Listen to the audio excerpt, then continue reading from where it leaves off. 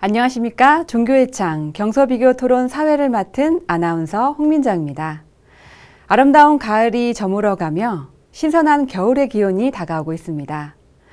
자연이 선사하는 이 풍요로움처럼 오늘 이 자리가 우리에게 마음의 깊이를 더해주길 바라며 토론을 시작하겠습니다.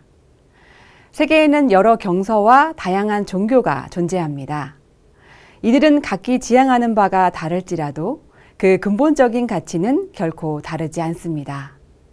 각 종교가 설파하는 가르침은 형태나 표현에서 차이를 보일 수 있지만 본질적으로는 같은 인간적 가치를 담고 있기에 그 목적을 향해 나아가는 마음에는 서로를 이해하고 사랑하려는 마음이 깃들어 있습니다. 이러한 가치들은 그 어떤 종교도 부정하지 않는 공통된 핵심인데요. 종교를 믿는 모든 사람들의 삶을 이끌어주는 빛과도 같은 존재입니다. 그럼에도 불구하고 여전히 종교적인 갈등과 분쟁이 세계 곳곳에서 발생하고 있는 현실은 참으로 안타까운 일이 아닐 수 없습니다.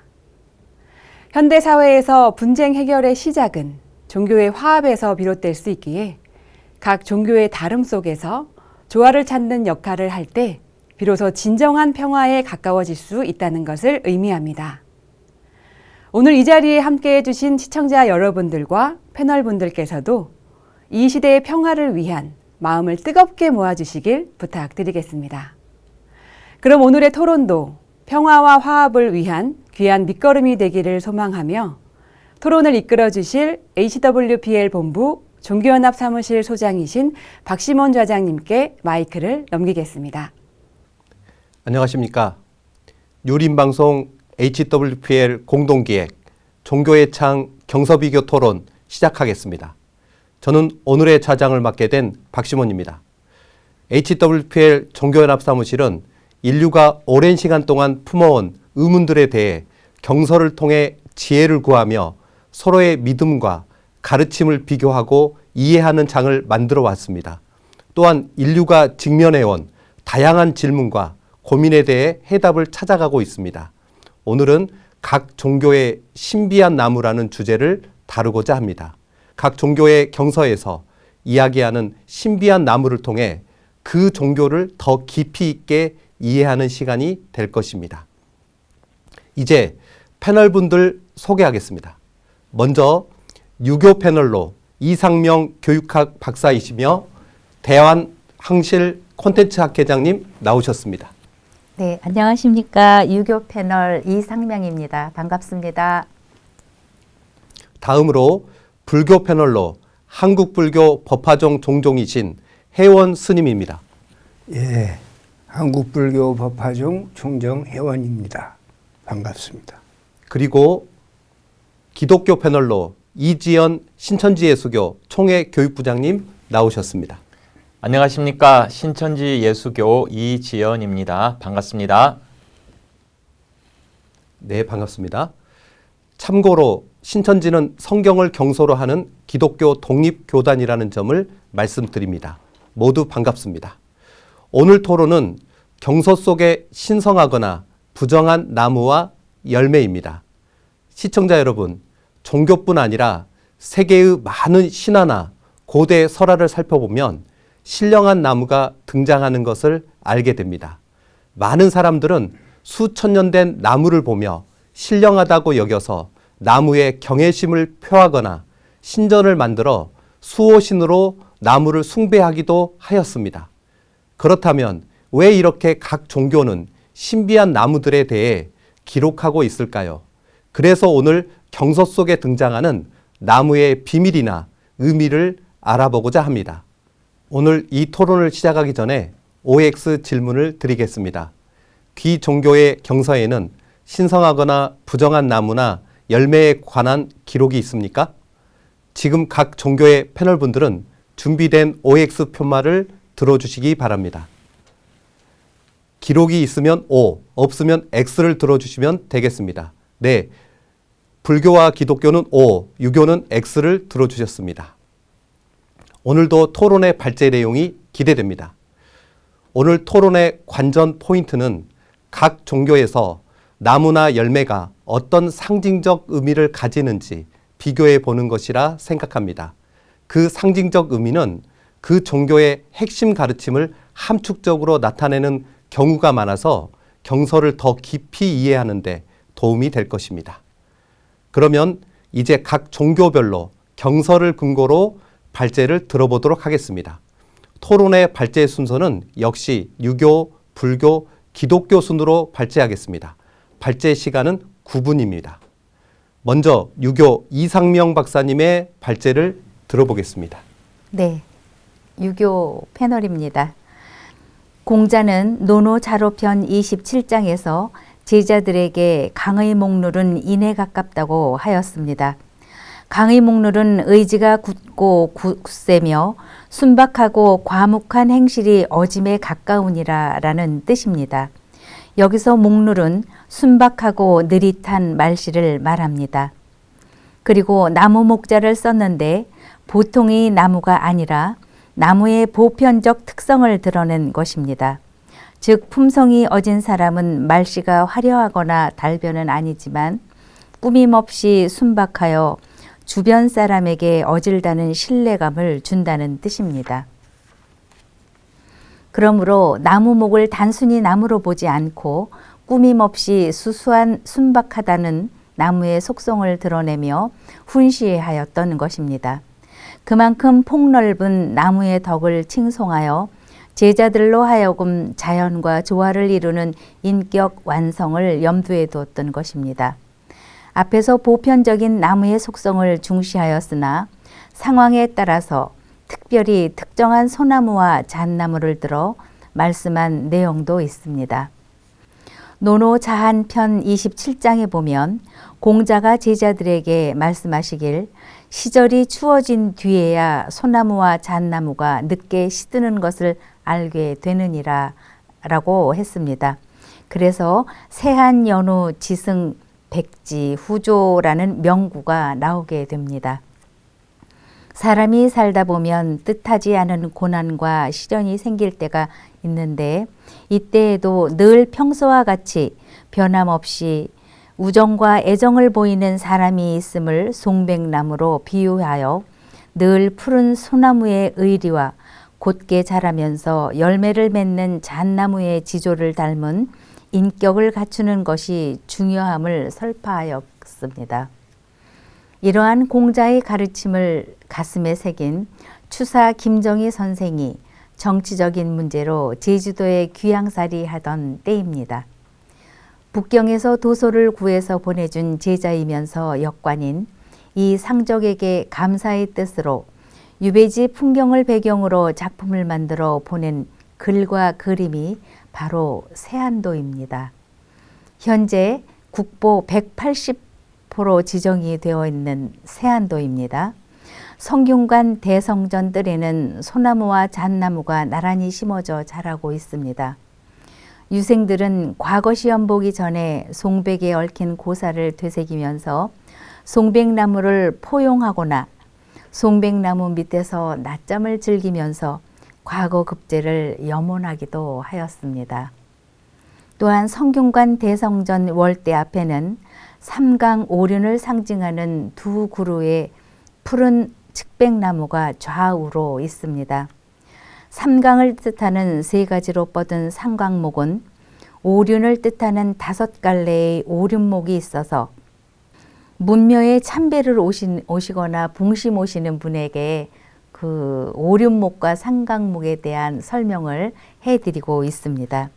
삼강오륜은 조선조 국가 이념이 유교였을 때 기본교육 이념이자 윤리 도덕으로 널리 생활화되었던 덕목으로 인간관계의 중요성을 집약한 내용이 되겠습니다.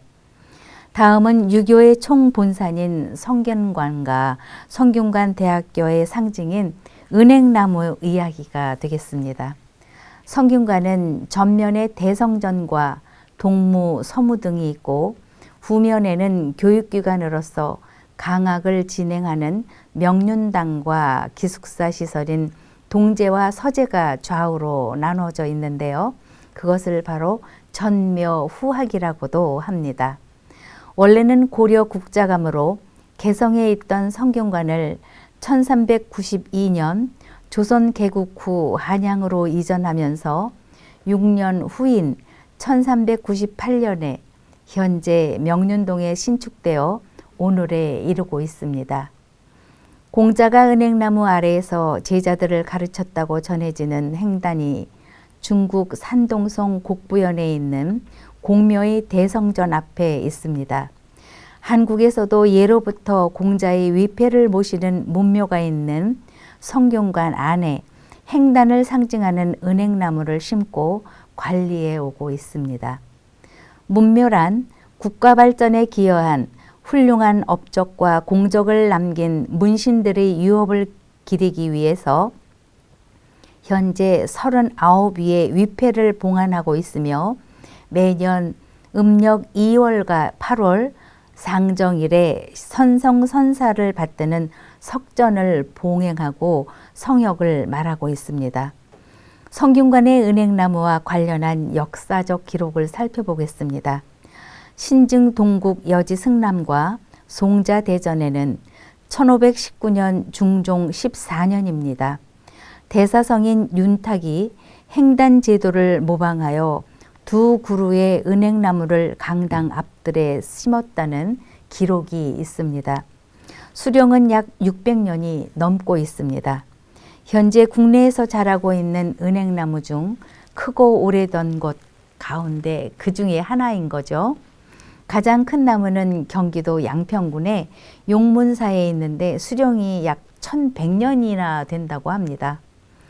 대성전 은행나무와 관련해서는 승정원 일기나 숙종실록 등 실록 기사에서도 대성전의 은행나무의 가지가 부러져 성균관 건물을 손상시킬 때면 국가 차원에서 위안제를 지내고 성균관 건물들을 보수했다는 사실들이 확인되고 있어 유교적 학문을 닦는 도량을 상징하는 은행나무가 당시 국가적으로 어느 정도 중요한 위상을 가지고 있었고 또 관리되고 있었는지를 짐작할 수 있게 합니다. 이상 유교와 관련하여 특별하거나 신성시하는 나무에 대해서 노노라는 경서와 유교의 총본산인 성균관 문묘 일대를 살펴보았습니다. 노노에 나오는 소나무와 잣나무, 그리고 대성전 앞의 측백나무인 삼강목과 오륜목, 명륜당의 은행나무 등을 소개하였습니다. 이 밖에도 공자가 평생 제자들을 가르치면서 추구한 인간상이 군자입니다.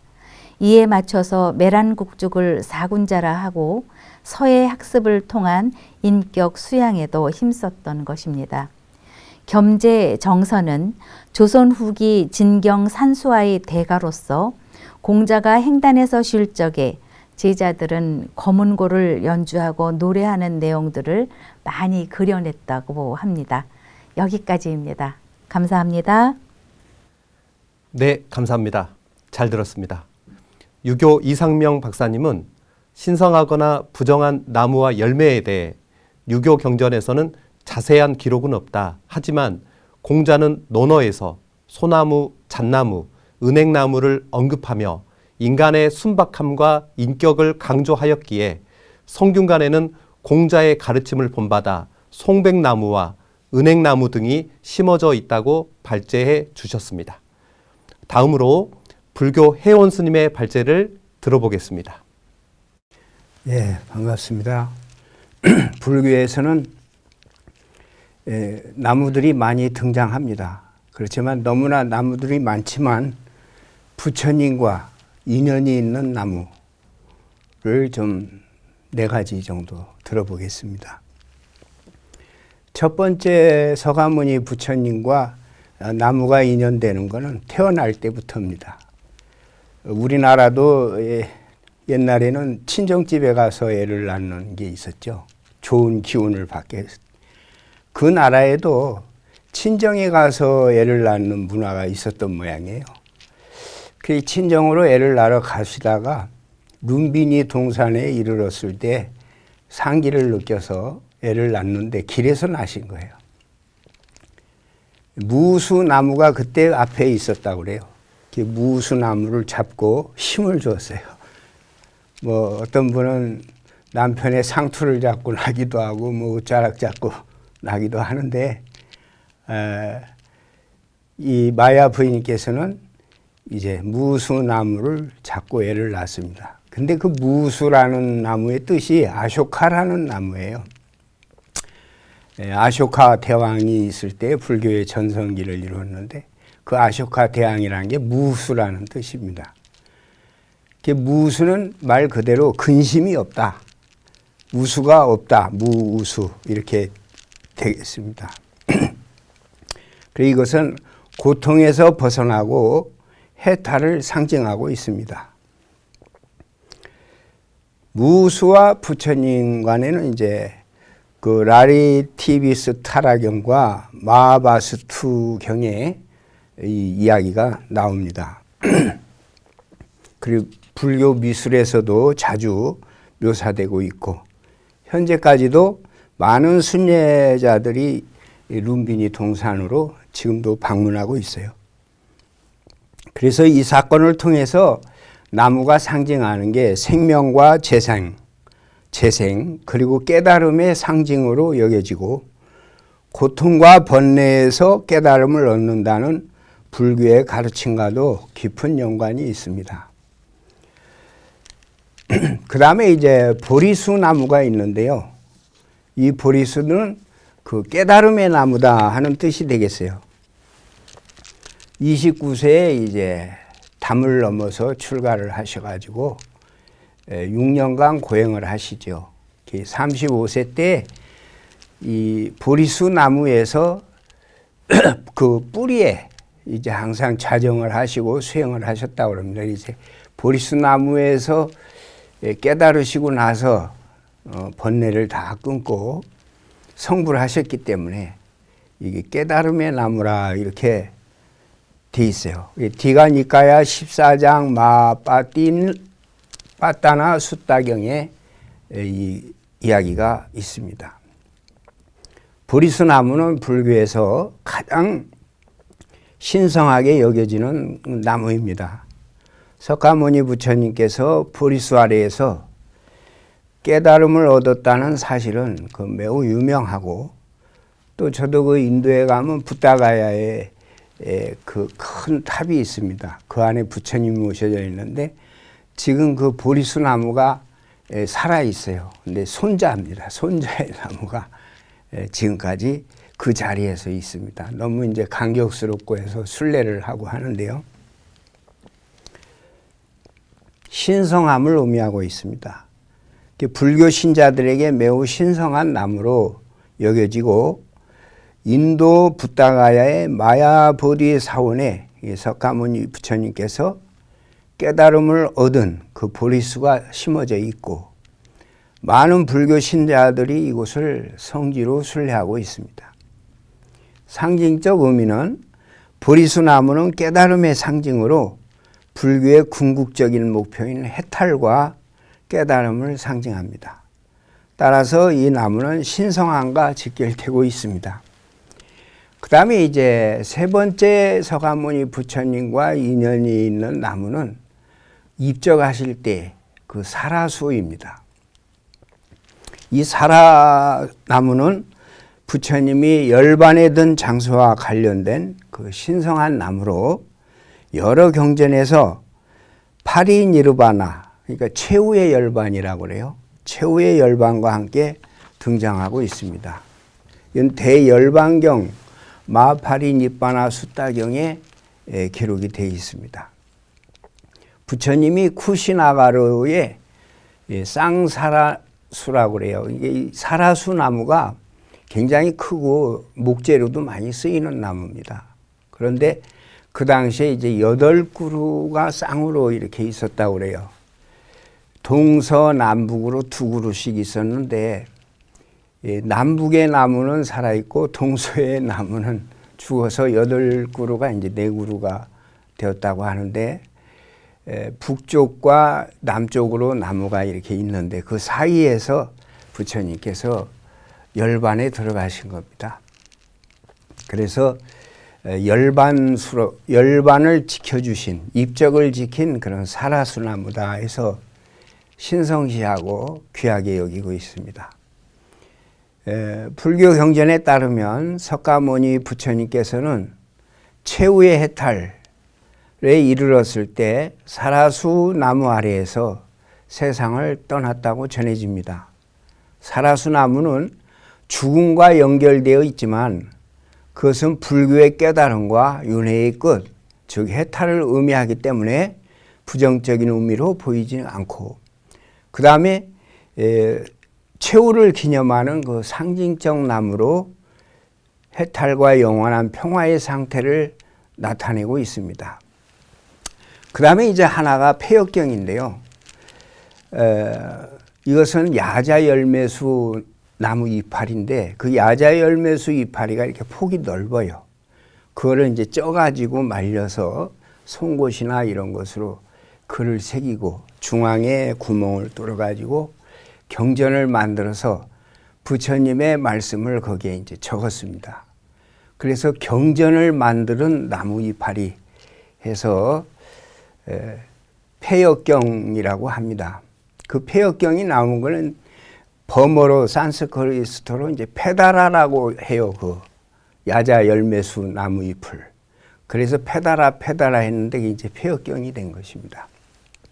그렇게 해서 3대의 신성시 되는 나무는 룸비니 동산에서 무수나무, 그리고 보리수나무, 그리고 입적을 지킨 사라수나무, 그리고 하나를 더하면 이제 4대 신성시 되는 나무로서 폐엽수를 설명하고 있습니다. 그 외에 이런 염주를 만든다든가 또 주장자, 그리고 지장보살님이 들고 있는 그 육한장 이런 게 있는데, 지장보살님이 이렇게 지팡이를 들고 6개의 고리가 달려있는 걸 쥐고 있는데 이건 육도윤회를 하는데 이 세상을 육도로 보지 않습니까? 지옥, 악이, 축생, 아수라, 천상계 이런 데를 지장보살이 다니면서 중생구제를 한다는 그런 의미가 있습니다. 또 이런 염주는 이제 보리수나무의 열매로 만든 것이 제일 좋다. 왜냐하면 공명을 한다는 뜻이에요. 공명을 하기 때문에 깨달음을 가져다 주는데 큰 도움이 된다라고 설명을 하고 있습니다. 시간이 좀 짧은데 설명을 다 하기는 어렵고 이렇게 요약해서 불교에도 4대의 거룩한 나무가 있다라고 보는데 제일 중요한 건 누구하고 인연을 맺었느냐에서 거룩해지기도 하고 안 거룩해지기도 하는 거지, 모든 중생은 똑같지만 거룩한 일에 참여된 것들은 거룩히 된다고 이렇게 보고 싶습니다. 감사합니다. 네, 감사합니다. 잘 들었습니다.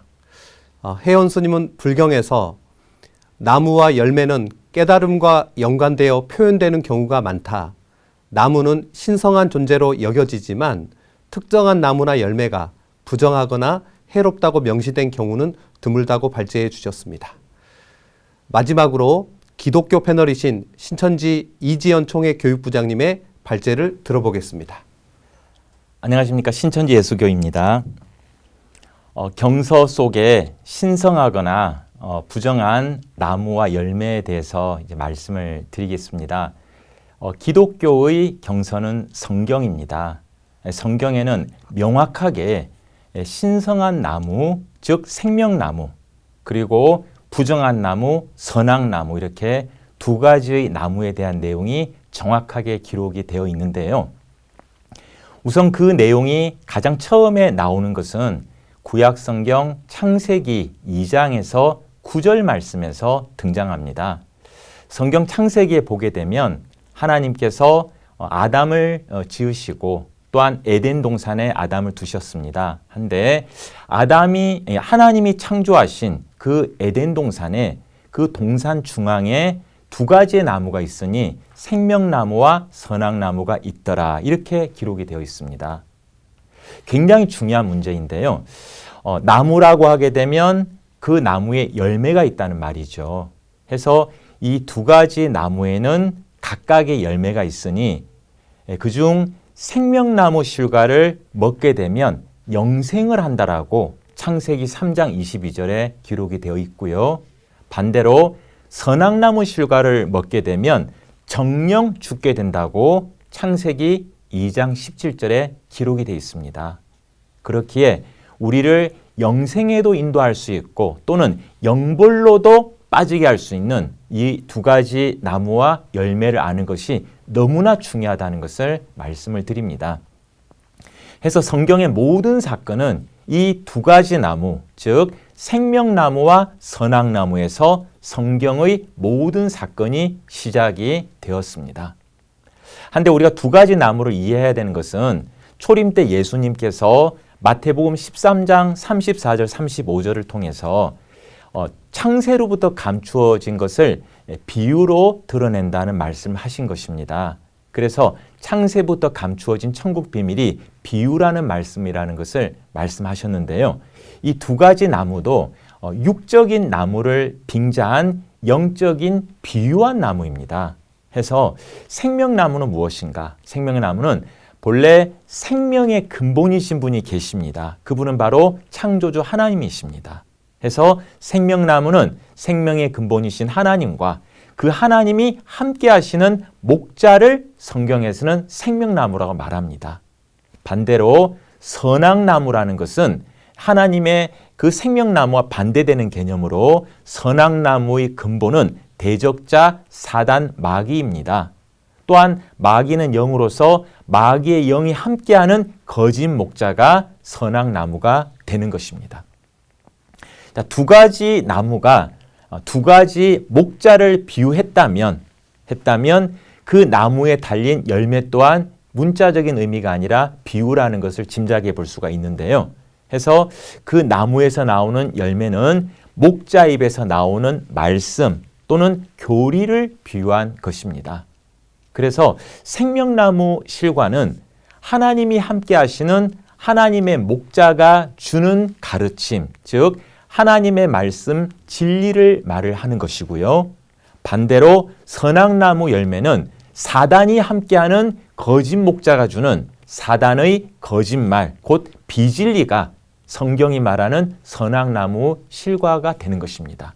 이 선악나무 실과를 귀로 들어서 마음이 먹게 되면 사람의 영이 죽고 마는 것입니다. 자, 성경 66권에서는 생명나무와 선악나무에 대한 얘기가 크게 세 번이 등장하는데요.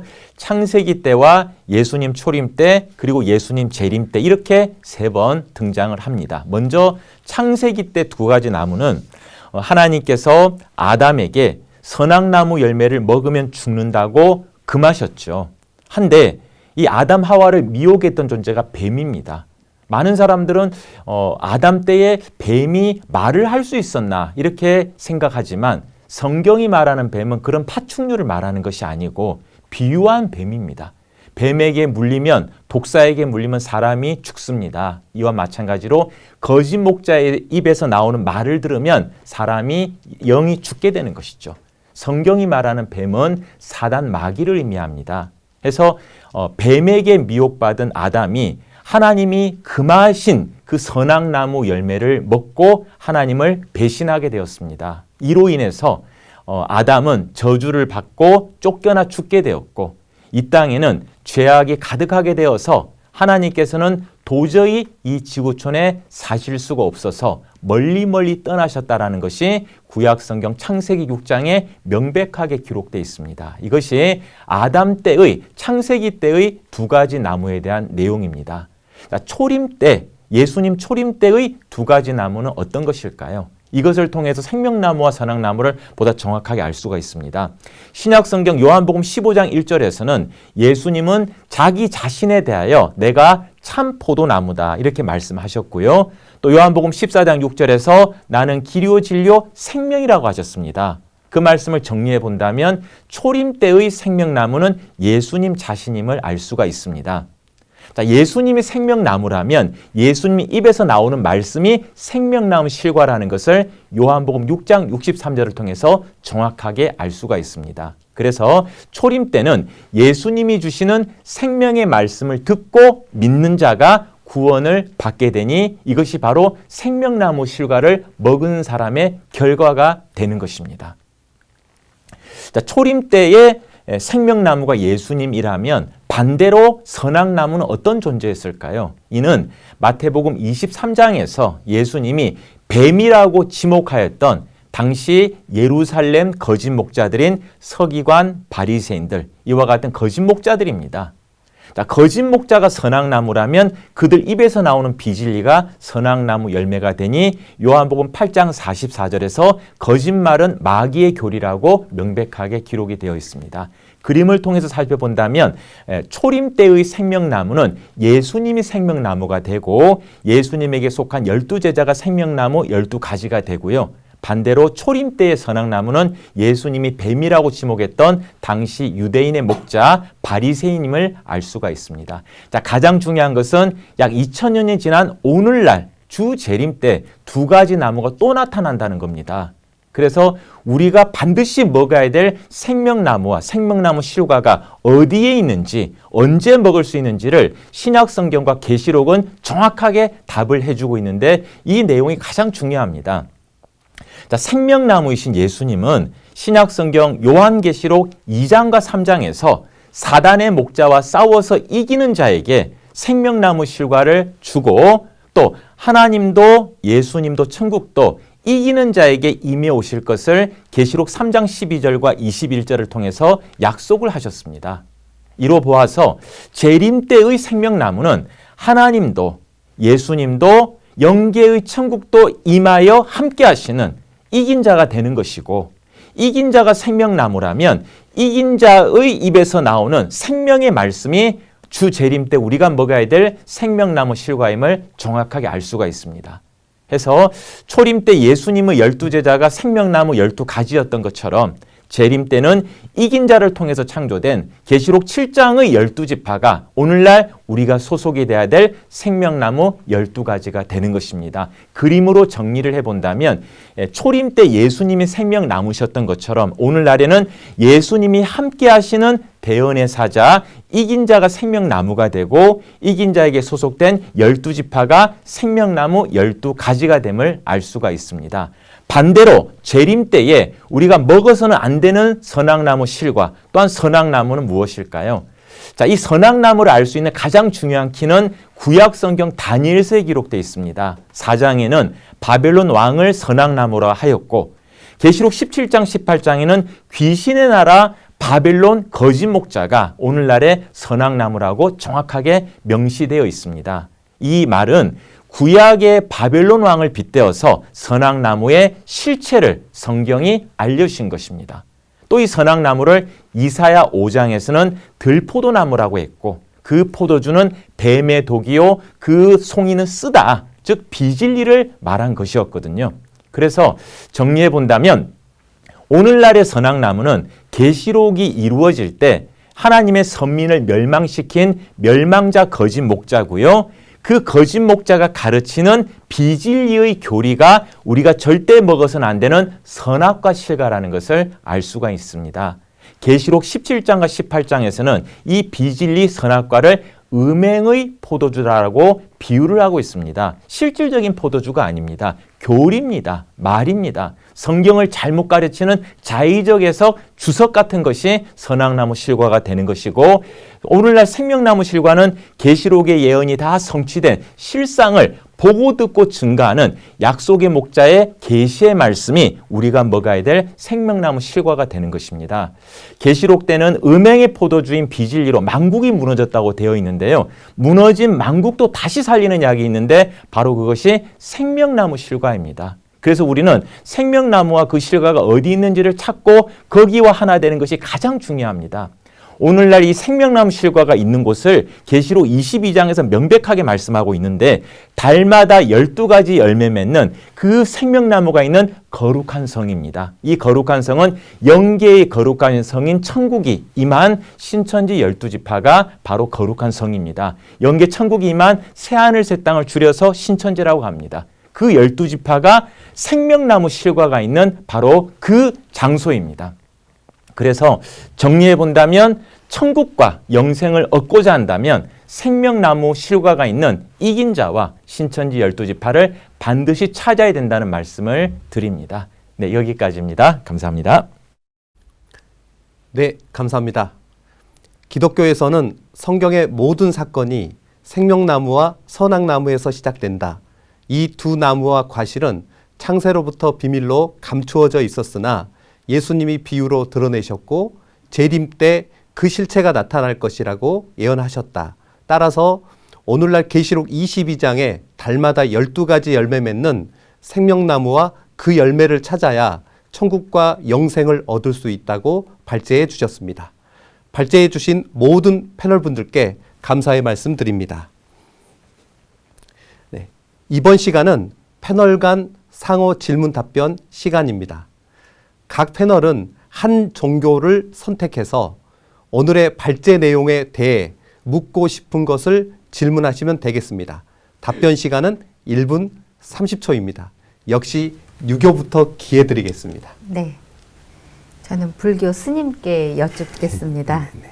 무수가 탄생과 해탈을 상징하는 나무라고 하셨잖아요. 네. 거기에 따른 구체적인 예가 있는지 한번 말씀해 주시면 예, 고맙겠습니다. 이제 부처님께서 무수나무를 어머니인 마야 부인께서 잡고 이렇게 태어나지 않습니까? 그런데 그 무수란 나무가 아쇼카라는 나무인데 근심이 없다. 그런 뜻을 가지고 있어요. 그러니까 이 부처님과의 인연에 의해서 이 무수나무도 신성시 된 거죠. 우리는 이제 다 똑같은 조건을 갖고 있는데 우리나라에서는 침엽수가 많지 않습니까? 겨울이 있기 때문에.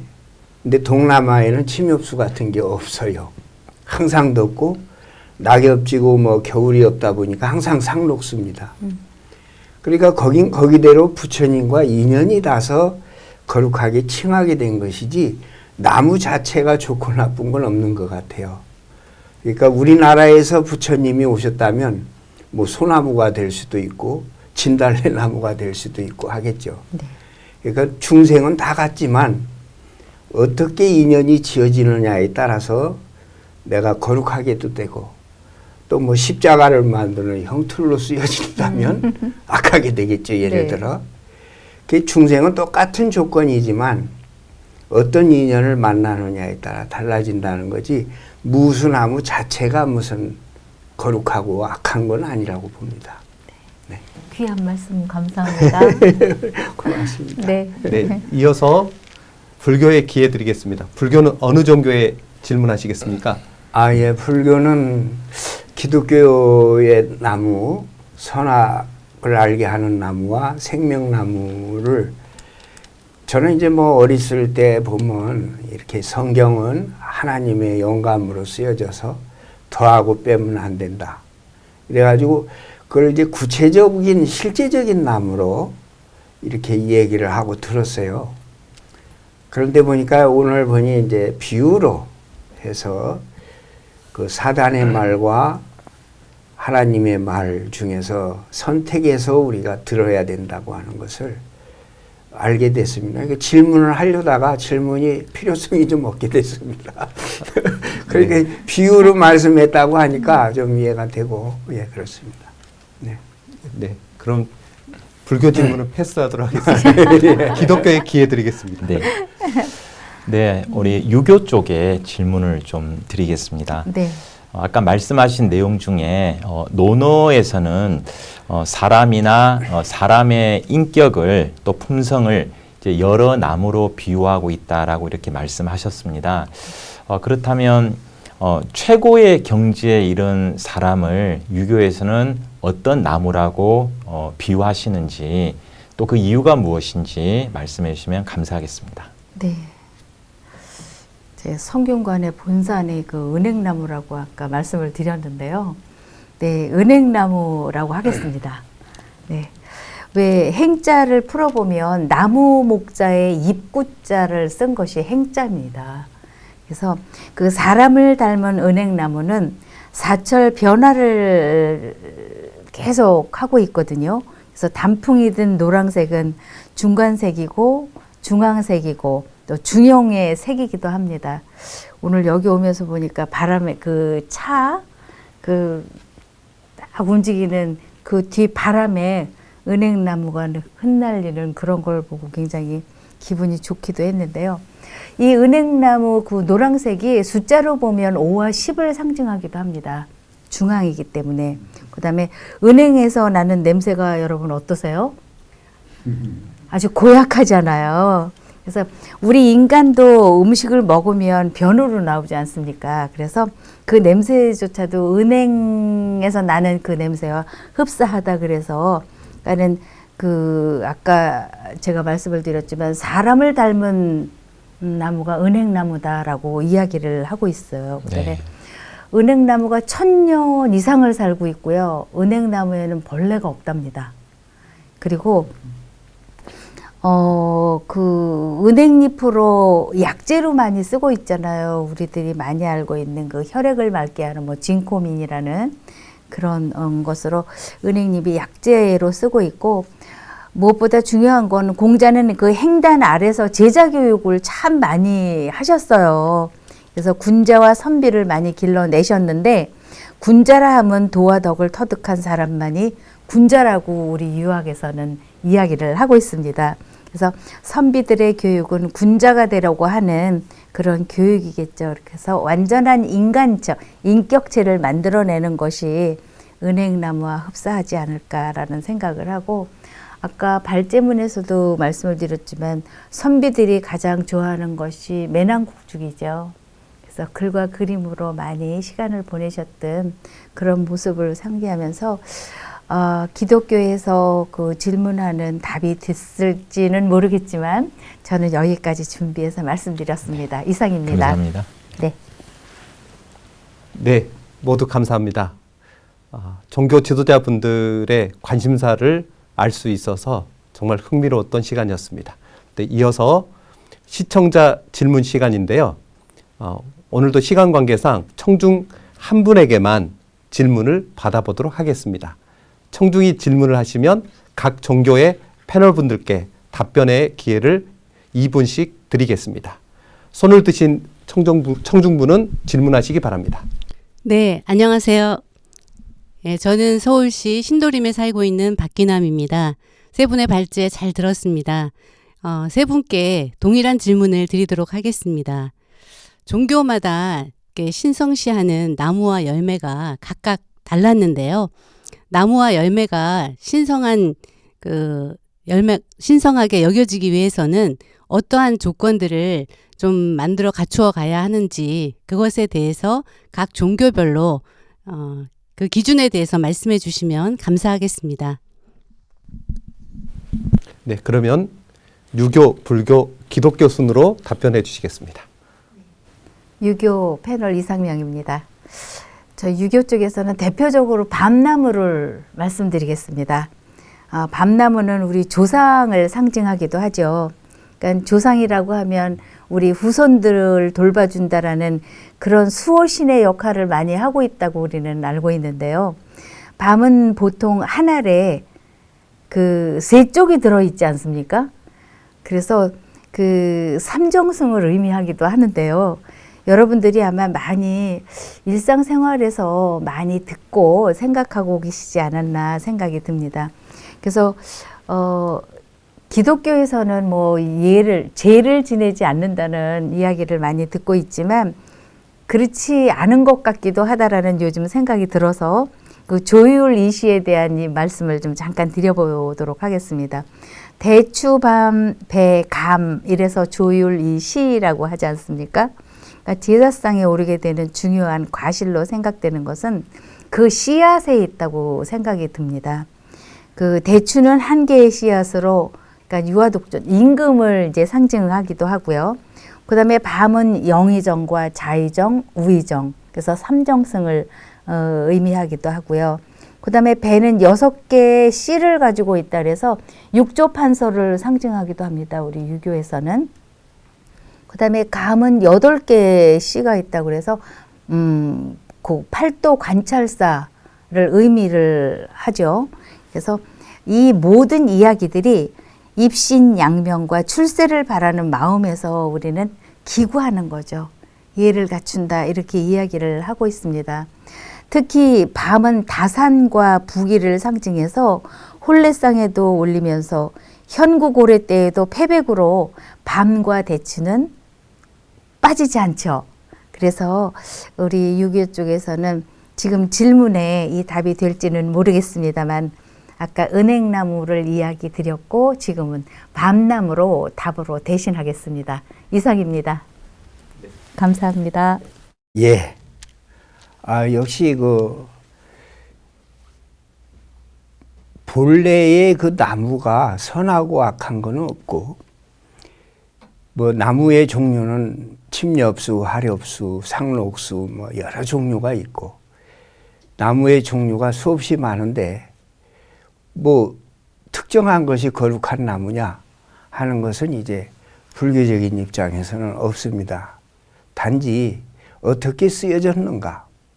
그러니까 인연법이죠. 불교는 항상 인과 인연법인데, 거룩한 곳에 인연이 닿아서 쓰여지게 될 때 거룩한 일에 참여한 나무가 되니까 진달래가 됐던 그 어떤 나무가 됐던 좋은 쪽으로 쓰여진 것이 이 거룩하게 되는 조건이 될 겁니다. 우리가 우연인 것 같아도 항상 생각하고 항상 추구하고 항상 이렇게 기도하는 것이 선하고 바르면 파동에 의해서 좋은 쪽으로 이렇게 파동이 모여가지고 끼리끼리 만난다는 것처럼 그 어떤 정신적인 그 무리를 지어서 좋은 업장으로 지어져 나가면 이게 거룩한 쪽으로 가는 거고, 또 안 좋은 쪽으로 자꾸 집착을 해서 안 좋은 파동이 같이 하는 무리들이 형성이 되면서 나쁘게 간다면 이것은 좀 파괴적이고 좀 사악하다고도 하겠지만, 나무 자체가 무슨 죄가 있겠어요. 단지 그 의식이 어느 쪽으로 흘러가느냐에 따라서 거룩하고 안 거룩하고 할 것입니다. 그러니까 중생은 다 누구나 불성이 있는데, 불성이 발현이 돼서 좋은 결과로 나간다면 이 거룩한 인연법이 쌓여서 된 결과라고 보고, 악한 쪽으로 가면 뭐 반대가 되겠습니다. 그러니까 본래 정해져 있는 거룩하고 나쁜 건 없다 하는 것이 불교적인 입장이 되겠습니다. 네. 네, 기독교 신천지 예수교입니다. 질문의 내용이 신성한 나무가 될 수 있는 자격이 무엇인가라는 질문이었습니다. 기독교의 경서인 성경에서는 신성한 나무를 생명나무라고 합니다. 생명나무는 무엇인가?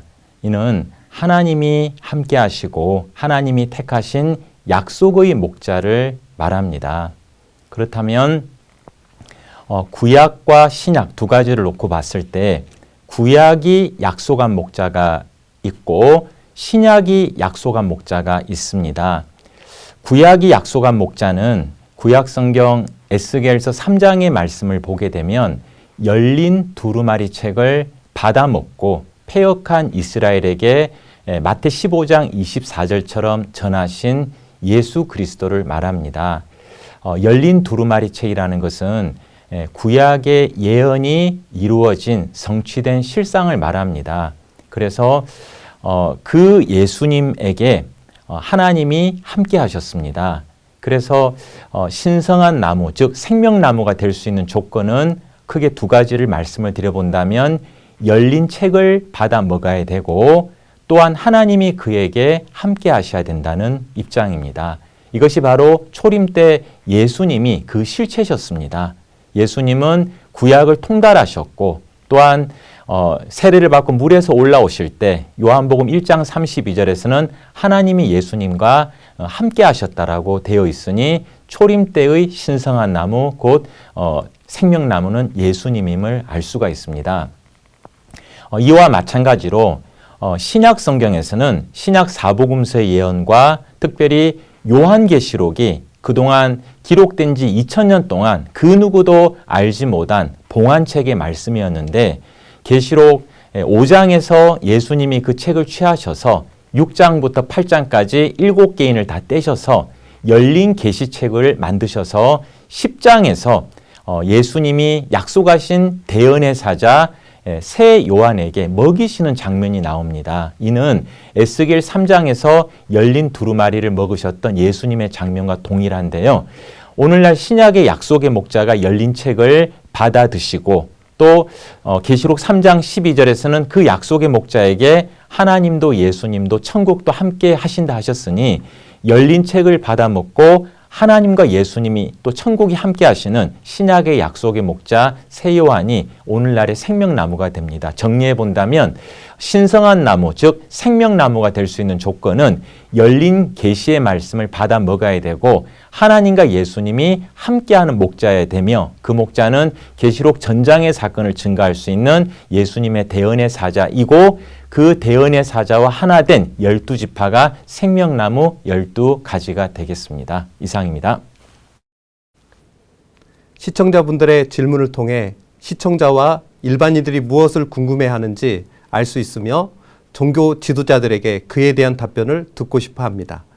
HWPL 종교연합사무실 경서비교 토론에 참여하시면 각 종교의 경서를 기반으로 답을 찾으실 수 있습니다. 오늘 주제는 경서 속에 신성하거나 부정한 나무와 열매였습니다. 유교 경전에서는 자세한 기록은 없지만 공자는 논어에서 소나무, 잣나무, 은행나무, 측백나무 등 다양한 나무를 언급하며 인간의 순박함과 인격을 강조하고 있다고 하셨습니다. 불교 경전에는 나무와 열매는 깨달음과 관련된 중요한 상징으로 본다.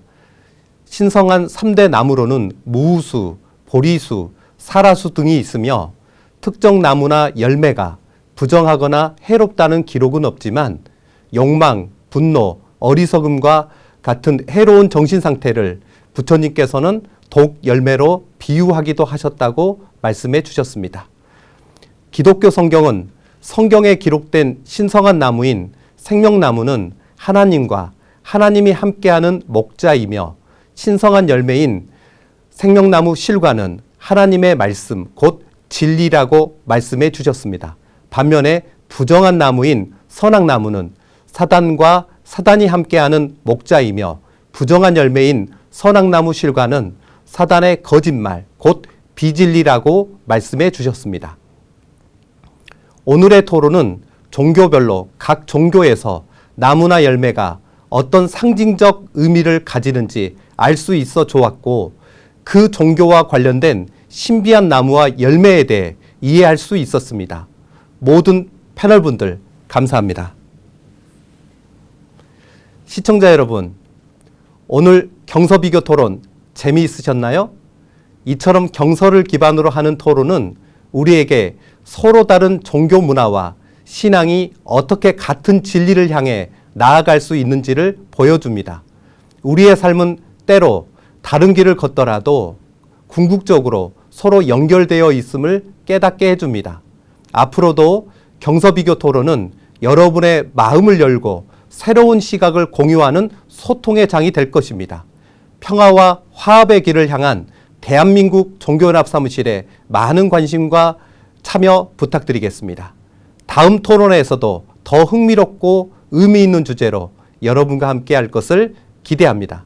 오늘도 함께 해주신 패널분들, 시청자 여러분 진심으로 감사합니다.